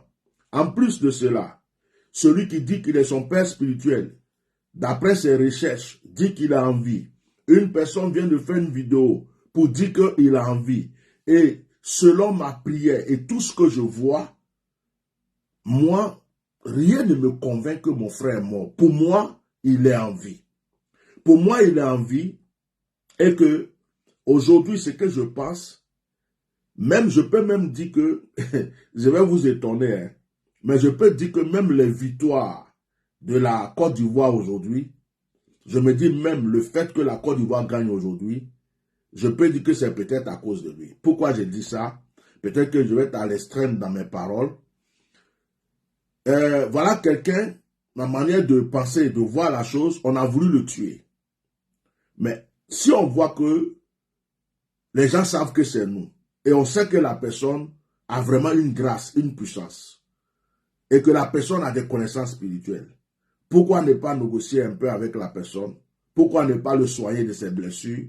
Pour lui dire, bon, tu sais, on a voulu faire ça, mais maintenant, est-ce que tu peux être de notre côté? Ou bien, aide-nous simplement à gagner la CAN, prie ton Dieu pour nous. C'est la seule chose qu'on te demande, prie ton Dieu pour nous, parce que tu avais déjà vu qu'on allait perdre, et il faut prier, qu'est-ce qu'on peut faire? Si ton Dieu nous écoute, et qu'on gagne, tu seras libéré. Moi, je ne dis pas qu'on m'a dit, je ne dis pas que j'ai vu. C'est ma tête, moi-même, qui me dit ça. Parce que ce scénario est tellement valable chez les mystiques. On prend quelqu'un, et si on voit que, deux fois même, on peut vouloir voler la grâce de quelqu'un pour faire quelque chose. Bon, ce n'est pas le sujet, donc on ne va pas rentrer dedans, sinon ça va être compliqué. Donc, pour moi, c'est comme si on en pourparlait avec lui. Pour moi, c'est comme vous l'avez dit tout à l'heure, on veut le faire taire. On veut lui dire, même si on te laisse partir, on ne veut plus t'entendre parler, tes prophéties, tes choses-là, il ne faut plus jamais dire des choses. Si tu as vu des choses, dis-nous discrètement, on va trouver une solution. Pour moi, on veut aussi, les personnes qui l'ont aussi veulent qu'ils les aident. Ils veulent qu'ils les aident à pouvoir peut-être avoir les 4e mandat. Donc, moi, je pense que ce frère, puisque Dieu ne m'a pas encore dit qu'il est mort, mais il y a des gens qui ont eu des songes, il y a des gens qui ont eu des rêves, il y a des gens qui m'ont envoyé des audios, qu'ils ont rêvé, ils l'ont vu mort, d'autres ont dit qu'ils l'ont vu décapité, d'autres ont dit ceci. Mais je n'ai jamais pris ces choses-là à cœur parce que j'ai un Dieu qui ne ment pas. Et si ce Dieu-là me révèle, me convainc que notre frère n'est plus en vie, je le dirai. Et je pense que ce n'est pas possible. Il n'est pas mort. Voilà. Donc, je ne sais pas si j'ai répondu à cette question, mais moi, j'ai cette conviction. Vous avez répondu. Voilà. Oui. Bishop, vous avez répondu. Les amis, du côté de la conférence, si vous avez des questions, c'est le moment, sinon on a largement dépassé le temps. Je vais poser ma dernière question à Bishop et il va répondre et faire donner son mot de fin. Donc, si vous n'avez pas de questions, d'accord, on va remballer. Dans le cas contraire, c'est maintenant, il faut lever la main, ok? Si le Bishop a donné son mot de fin, il n'y aura plus d'intervention, ok, les amis? Ok, Bishop, je vais vous poser la dernière question et après votre réponse, vous êtes libre de donner votre mot de fin et c'est fini pour ce soir. Donc, Bishop, étant donné que, parce que dans votre développement, vous avez répondu à vos préoccupations vous-même, mais au même moment, vous les déposez quand même sur la table. Donc, je suis en train de me demander ici, bon, si Bishop déjà sait, c'est-à-dire au plus profond de lui, il sait que Eli Pada peut être encore vivant. Ça, c'est une possibilité dans son esprit. Si Bishop sait aussi également que le gouvernement a la main dedans, mais le gouvernement veut utiliser Eli Pada à leur profit. Et que aussi, si Bishop sait qu'il a fait son objectif en nous faisant comprendre que le monsieur a été arrêté, il a été enlevé, il a été kidnappé, mais il n'est pas en retraite de façon volontaire bien personnelle. Bon, au même moment, Bishop nous a donné toutes les réponses. Donc, à la fin de la journée, Bishop, qu'est-ce qui fait que vous êtes encore dans cette lutte d'Eli Pada? C'est quoi? Qu'est-ce qui fait que vous êtes encore dedans? Puisque apparemment, on peut se rendre compte que Eli Pada, dans votre esprit, n'est pas en danger. Dans votre esprit, il est encore vivant et que même peut-être on veut l'utiliser. Si vous pensez que le gouvernement a la main dedans, le gouvernement veut l'utiliser en leur faveur. Et aussi, vous avez réussi à faire comprendre et à faire croire à tout le monde que Eli Pada n'est pas parti en retraite, mais sa disparition là est louche. Quand vous avez déjà atteint tous ces objectifs-là, qu'est-ce qui fait que vous êtes encore dans la lutte que vous êtes là? C'est la dernière question et vous pourriez donner votre mot de fin. Allez-y, Bishop. Ok, merci. Ce qui fait que je suis dans cette lutte encore, certaines personnes proches de moi-même m'avaient dit souvent, c'est bon, tu as fait ta part. Il faut maintenant te calmer. Je dis non, c'est pas possible. Parce que j'ai eu un premier signal de la part de Dieu. Et je ne suis pas tombé dans le problème d'Eli Pada après sa disparition. C'est avant que ce problème arrive que Dieu m'a connecté à lui, à son esprit pour me dire, mon fils là, il y a un complot contre lui, on veut lui faire du mal, on veut l'éliminer. J'ai fait des vidéos directes, ça y est encore sur YouTube, ça y est sur Facebook, une première fois. J'ai fait une deuxième. Il y a des soi-disant serviteurs de lui qui voulaient s'approcher de lui. J'avais même fait un troisième pour le prévenir de beaucoup de choses. Et voilà que la personne disparaît. Je pense que pour le respect que la personne avec qui j'ai parlé au téléphone a eu pour moi, et que la personne sait que aujourd'hui il n'est pas là, que ce que je lui avais dit, c'est accompli. Pour le respect que la personne avait eu pour moi, si la personne s'est retirée de sa propre volonté, la personne allait trouver forcément une solution pour me dire, grand frère, ne t'inquiète pas. Tes révélations étaient vraies, j'ai vu le danger venir et j'ai suivi tes conseils, je me suis mis quelque part. Ça m'aurait déjà rassuré. Ok, ça c'est pas fait. Et je continue parce que je me dis, il ne s'est pas retiré de lui-même. Tout prouve qu'il ne s'est pas retiré de lui-même. Mais tant que quelqu'un est entre les mains d'une personne, aujourd'hui, regardez, excusez-moi, je suis l'une des seules personnes qui n'a pas lâché l'affaire et qui ne s'était pas. Imaginez, tous les autres ont fermé leur bouche. Si moi aussi je m'étais, si moi aussi, qui avait déjà vu au début que sa vie était menacée, qui avait déjà vu au début qu'il y avait un complot sur lui, si je m'étais, c'est que l'histoire est close. Ça veut dire que ce que les gens avaient voulu faire, qu'on est venu dénoncer, ce que les gens avaient voulu faire, pour lequel on a crié, puisqu'ils ne nous entendent plus parler, pour eux, c'est bon, on peut faire ce qu'on peut maintenant, il n'y a plus personne qui parle, et tous ont cru qu'il s'est retiré, donc on fait ce qu'on a fait. Donc, moi je me dis, tant que je ne le vois pas, même que je le voie blessé, je le voie amaigri, je le voie couché, je le voie dans n'importe quelle, comment on appelle, position, tant que mes yeux ne voient pas ce monsieur, avec sa femme, ses enfants, sa famille, autour de voir les gens qui le connaissent, dire il est là. Pour moi, mon combat n'est pas fait parce que en général, je n'aime pas faire les choses à moitié. Quand je fais quelque chose, je vais jusqu'au bout. Quand je te dis je t'aime là, c'est que je t'aime. Le jour que je t'aime plus, je vais te dire je t'aime plus. C'est-à-dire que quand je te dis, même quand j'étais encore enfant ou pas, si je te dis, toi là, le jour que je te vois, je vais te frapper, ou bien on va se battre, que ça fasse 1 an, 2 ans, 3 ans, le jour que je te vois, je m'approche de toi et puis je te demande, est-ce que tu te rappelles que je t'avais dit telle chose? C'est ma nature qui est comme ça. Donc, je ne commence pas les choses pour m'arrêter en chemin. Ça veut dire qu'aujourd'hui, si j'arrête ce combat, et que demain on apprend que quelque chose de mal est arrivé à notre frère, mais tous ceux qui me considèrent aujourd'hui ne vont plus jamais me considérer. Si j'arrête ce combat, des personnes, j'ai même fait une cagnotte pour lui, mais les personnes qui ont eu confiance en moi, qui sont venues se mettre avec moi, qui sont venues me soutenir dans ce combat, ces mêmes personnes diront, oui, mais toi, tu es un lâche, tu es comme tout le monde. Tu nous as fait, on s'est mis derrière toi, et tu as dit des choses, on s'est dit, et puis tu nous laisses en chemin, on n'a pas encore vu Eli Pada, on ne sait pas où il est, et puis tu as baissé. Donc, je suis condamné. Je suis condamné. C'est pas que je ne suis pas fatigué. C'est pas que aujourd'hui, je vous donne un exemple.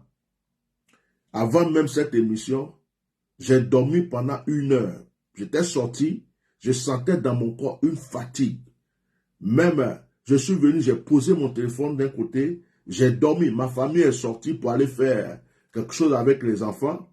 Je les ai dit, je ne peux pas, mais j'étais fatigué. Je me demandais avec quelle force j'allais faire l'émission. Mais comme j'ai mis mon réveil, il a sonné, je me suis levé, je me suis apprêté pour venir faire cette émission. Je suis physiquement même fatigué.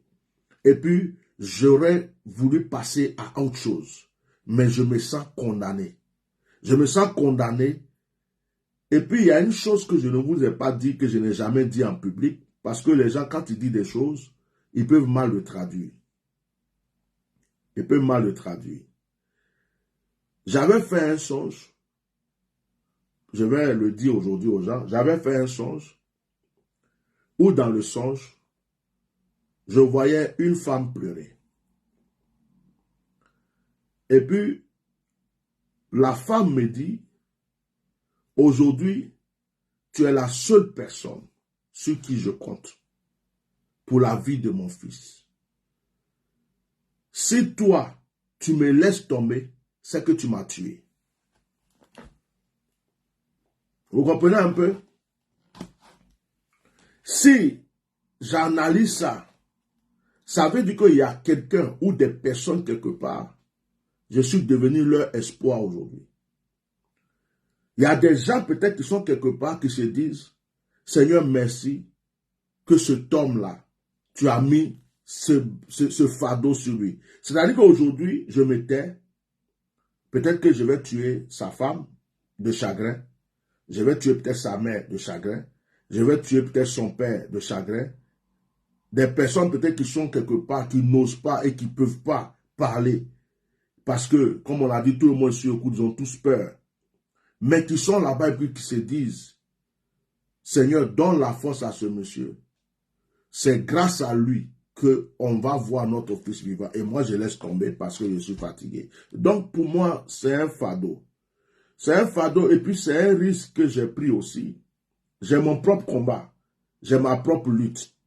Aujourd'hui, il y a des gens qui ne m'aiment pas parce que j'ai défendu à un certain moment le président Gbagbo Laurent, à un certain moment Maman Simone Gbagbo, Blé Goudé, et puis j'ai aussi défendu et je défends encore le président Soro Diom.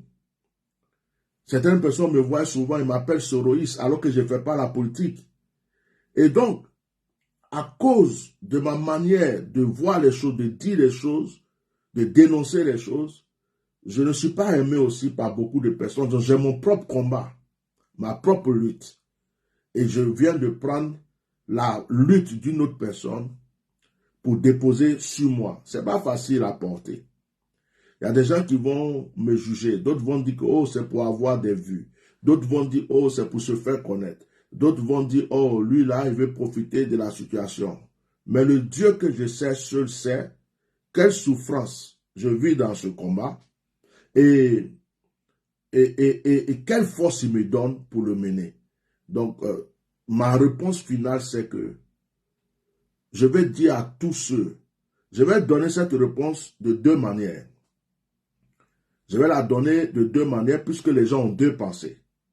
La première, c'est, je m'adresse à Eli Pada lui-même. Si tu es quelque part et qu'effectivement, certaines personnes qui croient que tu t'es retiré toi-même, d'autres même disent que, celui même qui est venu dit que le gouvernement ne l'a pas attrapé. Pourquoi vous êtes en train de parler et que tu es réellement quelque part?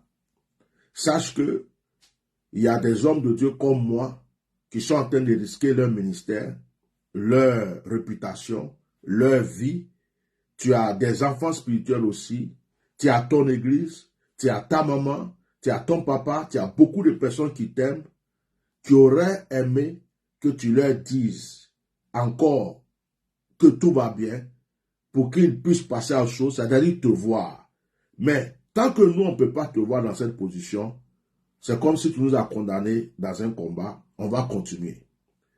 Et le deuxième volet de ce que je vais dire, c'est si, je dis bien si, je fais exprès pour dire si, pas parce que je n'ai pas la conviction, pour dire aux détracteurs, Eli Pada a dit, ma vie est en danger. Et Eli Pada, sa vie était déjà en danger depuis des années. Mais Eli Pada était toujours dans son église. Eli Pada jeûnait, il revenait. Eli Pada faisait des retraites, il revenait. Il continuait ses lives, ses vidéos, ses prophéties. Pourtant, il savait que sa vie était menacée. Il n'a pas fui. Le 31, Eli Pada disparaît. Nous disons que Eli Pada est entre vos mains. Vous dites qu'il n'est pas entre vos mains. Mais ce que je vais vous dire, c'est que une personne ne peut pas faire une retraite spirituelle pendant 3 mois. Revenir faire encore une retraite spirituelle plus de 1 mois. Et ne pas voir son enfant qui vient de naître. Ne pas voir son église depuis plus de 4 mois. Être dans le silence, être dans un endroit aussi perdu. Le Dieu que nous servons ne fait pas ce genre de choses. Parce que Dieu même nous recommande de nous attacher à notre famille. Même simplement le jeûne et la prière. Quand tu veux jeûner, un homme veut jeûner, et que sa femme a besoin de lui, et que sa femme lui dit non, vraiment, trouve un autre jour, devant Dieu, si l'homme n'a pas jeûné, parce qu'il veut satisfaire sa femme, Dieu ne va pas l'en vouloir. Parce que le couple a un pouvoir devant Dieu. Et la famille est la première église et la première religion devant Dieu. Donc, un homme de Dieu sensé ne peut pas se retirer pendant des mois et des mois, laisser sa famille, sa femme qui vient d'accoucher, ses enfants qui ne voient pas leur papa, les parents qui ne voient pas leur fils. Parce qu'il y a un Dieu dans le ciel qui lui a dit, tu viens de jeûner 3 mois, retire-toi encore, va te cacher pendant des mois encore et laisse parler le monde entier. Non, Nous croyons qu'il est entre vos mains. Nous croyons qu'il vous a dérangé. Nous croyons que votre intention était de le tuer, parce que je ne vais pas dire que vous l'avez tué. Je ne peux pas dire ça. Votre intention était de le tuer, de le faire taire à jamais. Maintenant que nous savons qu'il est entre vos mains, tout ce que nous vous demandons, c'est de libérer notre frère de n'importe quelle manière. Trouvez n'importe quel mensonge que vous voulez. Dites ce que vous voulez, qu'il est en retraite. Mettez-le dans un autre pays. Faites tout ce que vous voulez. Nous voulons le voir simplement vivant. Nous accepterons toutes les versions qui vont sortir après. Mais nous voulons le voir vivant. Nous voulons le voir vivant. Et si nous ne le voyons pas, jusqu'à un certain moment, le monde entier va comprendre effectivement que c'est vous qui l'avez. Parce que personne ne comprendra qu'une personne se retire 3 mois et des mois et des mois. Donc, si nous ne le voyons pas, le monde entier saura qu'effectivement, nous avons eu raison et qu'il était entre vos mains. Alors, libérez notre frère. Oui, allez-y terminer, libérez votre parole. Libérez notre frère pour que nous soyons, nous puissions passer à autre chose. Et je vais dire à tous ceux qui m'écoutent, à tous nos auditeurs, en fait, je peux choquer certaines personnes, je peux être incompris, mais... Vous êtes là? Bishop. Allô? Je suis là. Vous m'entendez? Alors, Bishop, vous êtes là? Oui, je suis là. Vous m'entendez? Il y a un bug là. Est-ce que vous m'entendez? Allô? On a un souci de communication. Allô? Ah. Dans ces conditions, je ne sais pas ce que je veux faire. Il y a un problème de communication. Alors, je m'excuse, je profite pour m'excuser pour nos frères qui sont sur YouTube. J'ai mis la connexion pour YouTube. Et je ne sais pas qu'est-ce qui s'est passé, parce que les directs étaient vraiment attaqués. L'écran de téléphone sur YouTube était devenu carrément noir. Hello? Hello? Alors, Bishop, je ne vous entends plus, hein? Oh, mais moi, je vous entendais. Vous m'entendiez? Oui.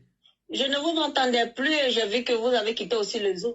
Non, ça c'est... Non, je vous entendais en fait. Donc, oh, ça s'est coupé, hein? Voilà, ça s'est coupé. Ce qu'on va faire, oui. Ce qu'on va faire, recliquer sur le lien là, revenez dans le Zoom. D'accord. On va prendre votre conclusion et on va bien terminer l'émission, ok? D'accord, ok, merci.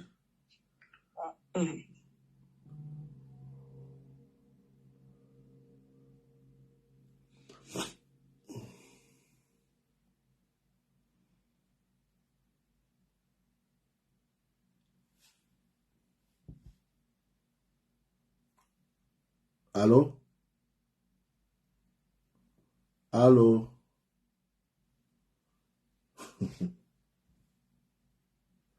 Allô?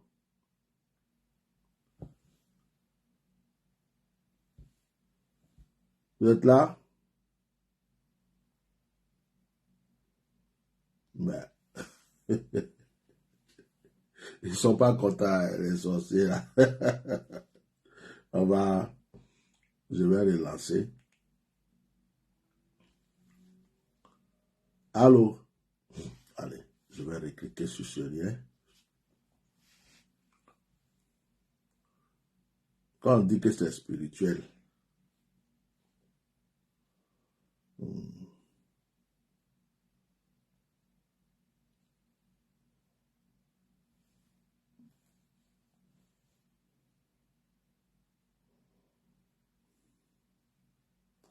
ok. Bon, chers frères et sœurs qui êtes sur Facebook et vous qui êtes sur YouTube, je vais balancer l'émission sur YouTube parce que Comme je disais tout à l'heure,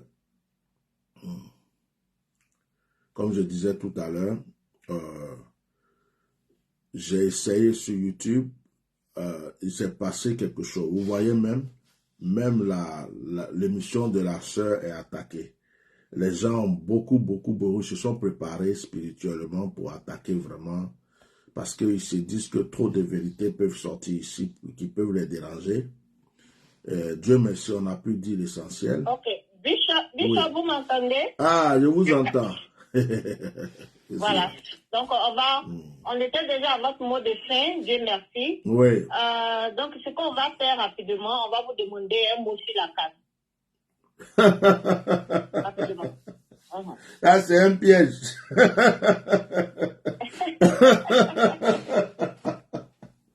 Un mot, juste un mot, pas une autre émission, juste un mot sur la canne et on va... Sur la canne. Bon, merci pour l'occasion que vous me donnez de parler de la canne. Mes réactions et mon comportement, souvent, à cause de la lutte. C'est-à-dire que le problème, c'est que la canne est tombée avec une mauvaise nouvelle pour moi. La disparition du prophète Eli Pada. Et dans la vie, il faut faire un choix.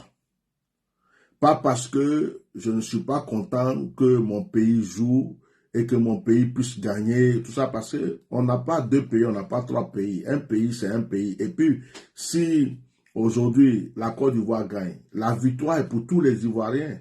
C'est pas tous les Ivoiriens qui sont mauvais ou contre moi ou quoi que ce soit.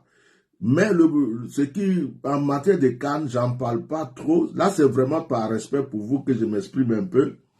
C'est que c'est tombé au même moment que la disparition d'un frère. C'est comme un malheur pour moi, la disparition d'un frère. Et puis en même temps que je dis que je souffre pour mon frère que je ne vois pas, je vais encore sauter devant les écrans ou bien crier de joie parce qu'une équipe a gagné. Non, on m'a retiré ma joie en fait. Donc la CAN pour moi, c'est un jeu comme tous les autres jeux, comme toutes les CAN. Normalement, ça se passe dans mon pays. On est heureux, on est content. Ça donne de la valeur. Quand tu dis à quelqu'un je suis ivoirien, tout le monde sait que c'est une fierté pour nous. Tout ce qui se passe bien en Côte d'Ivoire, c'est pour tous les Ivoiriens. Mais malheureusement, je ne regarde même aucun match. Même le match d'aujourd'hui, je n'ai pas regardé. C'est après que je vais voir le score. Je crois qu'avant même de me connecter, je voyais des gens qui disaient « Oh, 1-1 ». Après, je voyais d'autres qui disaient 2-1. Mais je n'ai pas regardé parce que je me préparais pour l'émission. Donc moi, c'est un événement qui n'a pas d'importance pour moi en ce moment. Il y a des choses plus importantes pour moi. La vie d'une personne, il y a des gens qui sont en prison, pendant que d'autres sont en train de sauter dans les rues. Il y a d'autres qui sont en prison d'une manière illégale. C'est-à-dire que des innocents en prison. Il y a d'autres qui sont en exil, qui auraient aimé aussi rentrer dans leur pays pour aller voir leurs parents, pour aller sauter, danser comme tout le monde, qui ne peuvent pas, qui sont en exil depuis 10 ans. Bon, quand je pense aux prisonniers, quand je pense aux exilés, quand je pense à l'injustice, quand je pense au prophète Eli Pada, je me dis, mais je ne vais pas m'associer à certaines personnes pour sauter de joie. Je ne vais pas m'associer à certaines personnes. Donc, moi, cette canne n'est pas pour moi. Personnellement, hein. Cette canne-là, je me vois pas dedans. Cette canne-là, ça ne m'intéresse pas. Si on dit que la Côte d'Ivoire a perdu aujourd'hui, ça me fait ni chaud, ni froid. Si la Côte d'Ivoire a gagné, ça me fait ni chaud, ni froid. Je n'ai vraiment rien à voir dans cette histoire. Moi, ce qui m'intéresse, c'est de voir mon frère sortir de prison. C'est de voir les pasteurs qui sont en prison être libérés. Des gens qui, parce qu'ils ont connu Soro Diom ou Babo Laurent, qui sont en prison bêtement, qu'on les libère. Que ceux qui sont en exil puissent rentrer chez eux. Et que si tous les Ivoiriens sont rassemblés, en train de vivre heureux, en train de faire la fête, tout va bien. Mais pourquoi il y a une partie qui va sauter de joie, se réjouir, Et il y a une autre partie des Ivoiriens qui sont privés de leur pays, qui sont privés de leur joie, qui sont privés de justice. Et ça, je ne peux pas, je ne suis pas hypocrite, je ne peux pas. Donc moi, je ne prie pas pour que la Côte d'Ivoire perde. Hein. Mais si elle perd, ça ne fait ni chaud ni froid. Si elle gagne, ça ne fait ni chaud ni froid. Il n'y a pas d'événement chez nous. Voilà. D'accord. Merci bien, Bishop. Merci bien, Bishop. Il était important que je vous pose cette question, puisque nous sommes en pleine canne. C'est la toute dernière question que je pose très souvent à tous nos invités ici de MyRadio. Et votre réponse n'est pas différente de la plupart de ceux qui ont répondu. Donc, voilà, vraiment, ainsi soit-il. Et merci de vous être prêté à nos questions. Merci pour cette lutte que vous menez malgré vous, mais qui, cependant, je veux vous dire que tout ce que vous avez dit est tellement fondé. On a senti pendant votre émission que vous avez parlé avec tout votre cœur. Et je vous rassure que Dieu continue je prie que Dieu continue de vous soutenir et vous accompagner, de vous guider. Amen. Et qu'à la fin de tout ça, vous ayez la réponse que vous voulez. Amen. Et aussi, merci de ce clin d'œil-là que vous avez fait à tous les prisonniers, à tous les exilés qui subissent toujours le lourd fardeau de cette punition qui n'a ni tête ni queue. Et on ne peut pas vraiment jubiler quand on pense qu'on a vraiment trop de problèmes. Et pour ce faire-là, je veux vous dire merci. Et merci d'avoir choisi encore de MyRadio pour vous exprimer.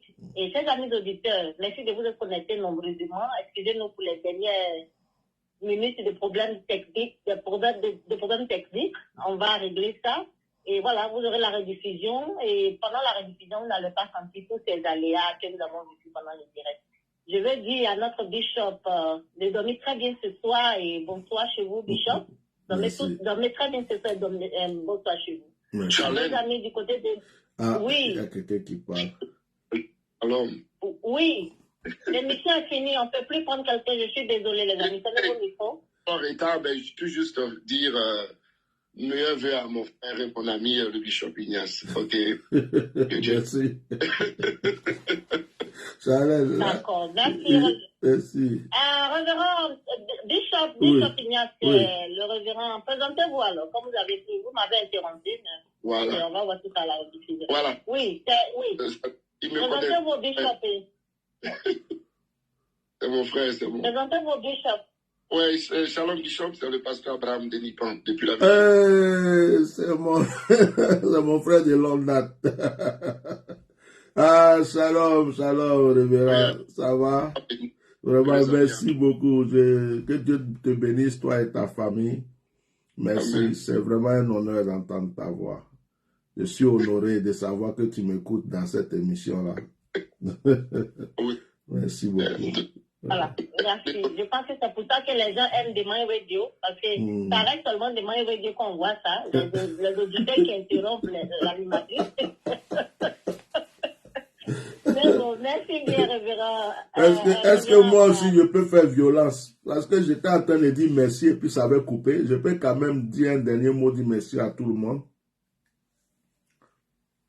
Bon, allez-y. Alors, je voulais dire merci à tout le monde, à tous les auditeurs de ta radio. Je voulais aussi profiter pour bénir ta vie.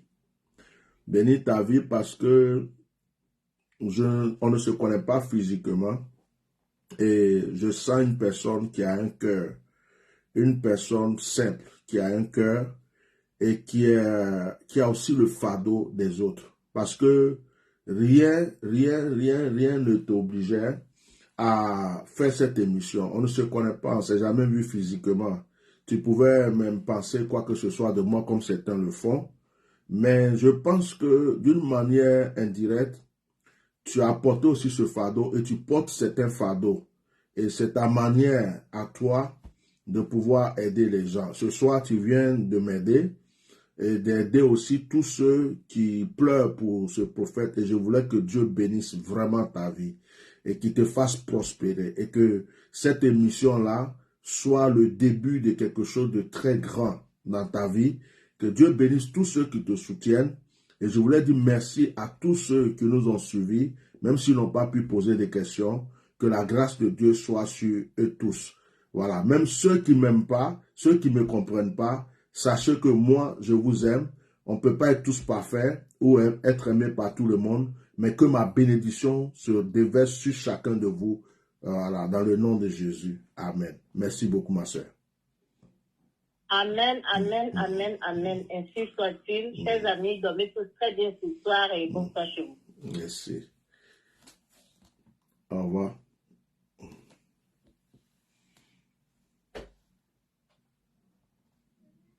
Ok. Donc, nous, on est encore sur Facebook. Je profite pour dire à tous ceux qui sont sur YouTube de m'excuser parce que j'avais mis, là on a été attaqué ce soir, hein, parce que j'ai mis l'écran de YouTube, mais l'écran était devenu noir. Il y a eu une coupure bizarre, c'est devenu noir, et je n'ai pas pu, c'était figé, c'était là, j'ai essayé de recommencer, mais l'émission avait déjà commencé. Donc, je vais vous balancer ça, vous l'aurez en direct aussi, ne vous en faites pas. Et on a même vraiment été attaqué parce que quand vous regardez ici, vous voyez là, quand vous regardez, c'est 145 vues. Mais je vais voir si c'est possible ici. Alors que sur le vrai téléphone où on fait le direct, je suis seulement à 41 vues depuis le début du direct. Pour vous dire que le direct est attaqué. Il y a des gens qui sont assis quelque part en train de vraiment attaquer. Vous avez même remarqué un moment que c'était coupé. Hein?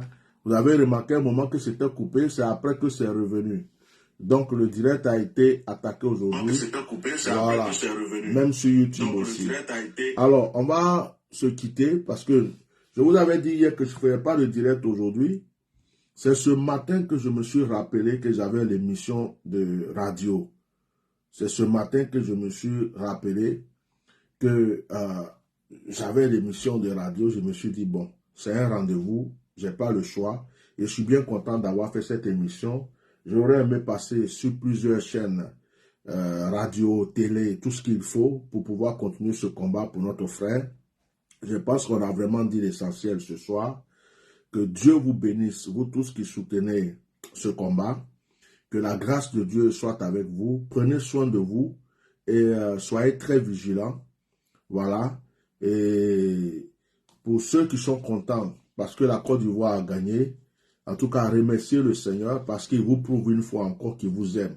Et ne donnez pas la gloire de Dieu au diable. Laissez la gloire de Dieu à Dieu, tout seul. Voilà. Donc, nous prions encore pour notre frère et nous prions pour que les choses se fassent très rapidement, que nous puissions en finir avec cette histoire. Que la bénédiction du Seigneur soit avec vous, que la grâce soit avec vous et que le Saint-Esprit ne cesse d'agir en votre faveur. Merci d'avoir été là, merci d'avoir soutenu. Partagez massivement ce direct-là à tous ceux qui n'ont pas pu être là. Partagez-la dans vos groupes et partout. Et que Dieu, le Seigneur, prenne soin de nous. Shalom.